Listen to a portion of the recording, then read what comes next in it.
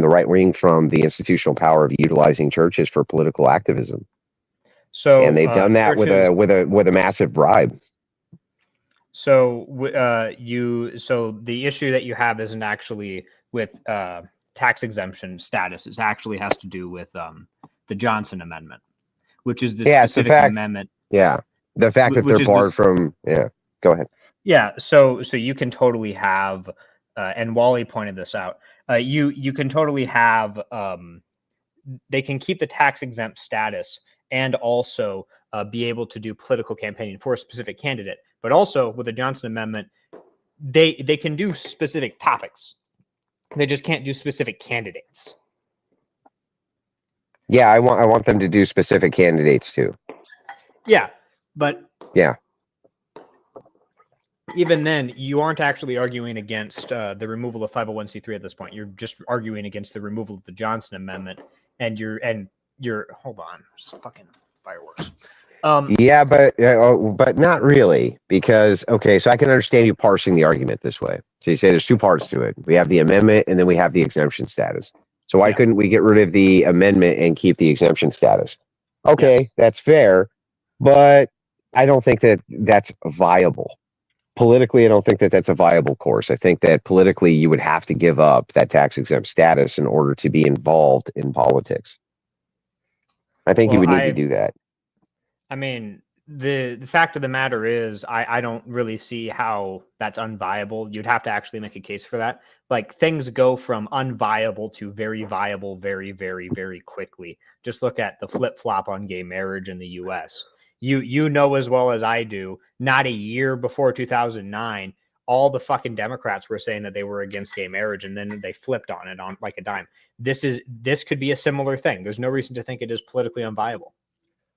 There is, and that's because of the First Amendment. So I think that the source for the First Amendment is broadly interpreted as being a wall separation between church and state. It is broadly interpreted that way, even though that's not what it says.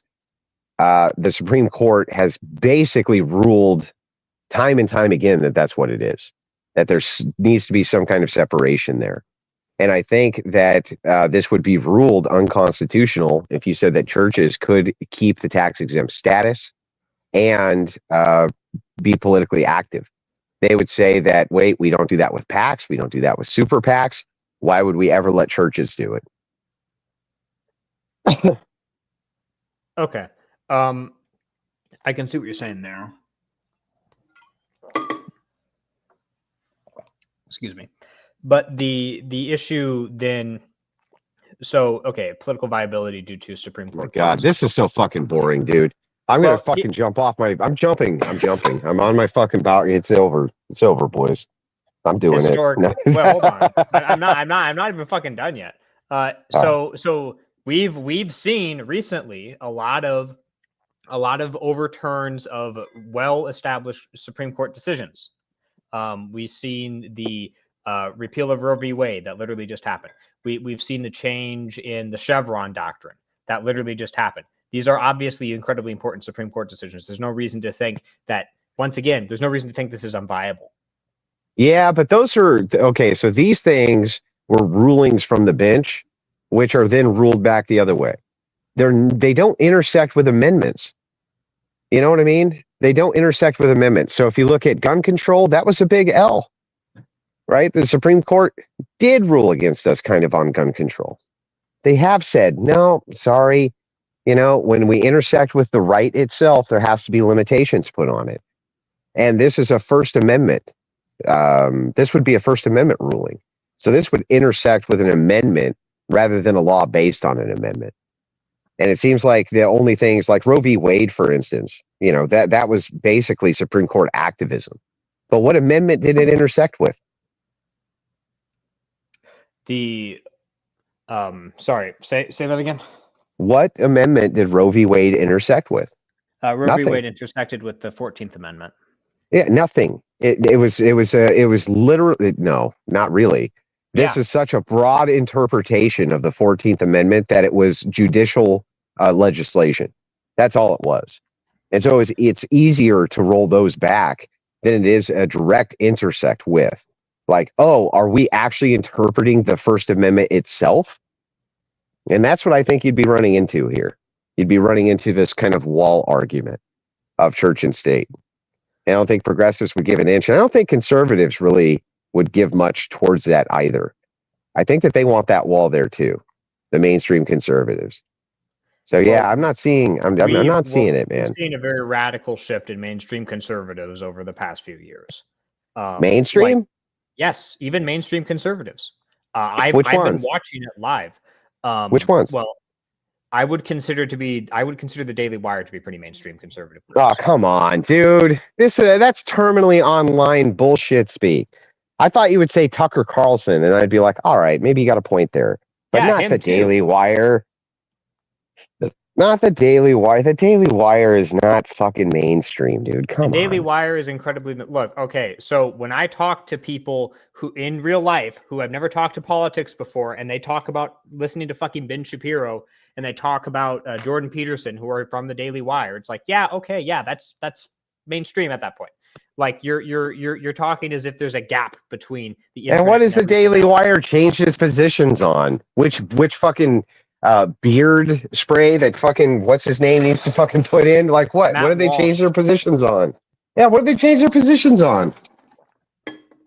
They're still all pro. They're still Walsh, all pro homo, and they're all anti man. Every one of them. Yeah, so I would certainly not consider Walsh pro homo or anti man. I'll admit I don't listen to him that much, but when I do, he's never said anything like that at all. Yeah, no. Have you heard him talk about marriage and marriage reform? And have you heard Andrew Clavin and his discussions with Pearl Davis? And yeah, have you heard Michael? Have you heard? Did you hear when Michael Knowles got on his knees and kissed the ass of Nala? I mean, what are you talking about here, man? Yeah, so the point is specifically about religious views. So yeah, okay, but the religious view is always to placate the woman. That's what the Daily Wire view is. That's what the mainstream conservative view is. Placate the woman. What does the woman want? So I have not been seeing that. I mean, I'm gonna be honest. Oh, when Michael Knowles was salivating all over reform prostitute Nala, you didn't see that, huh? No, I didn't see that. That just happened to pass by your vision, did it? Yes, because I don't think it happened. It did happen. He had her on his program for 2 hours and just kissed her ass up one side and down the other. Okay.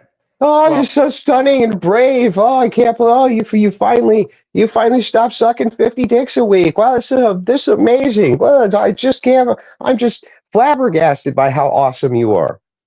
Yeah, man. Pretty anti-man. And by the way, did you watch the Knowles versus Pearl Davis debate? Yes. Yeah, he was 100%. This is men's fault, right? Come on, he was. It's been a while since that one.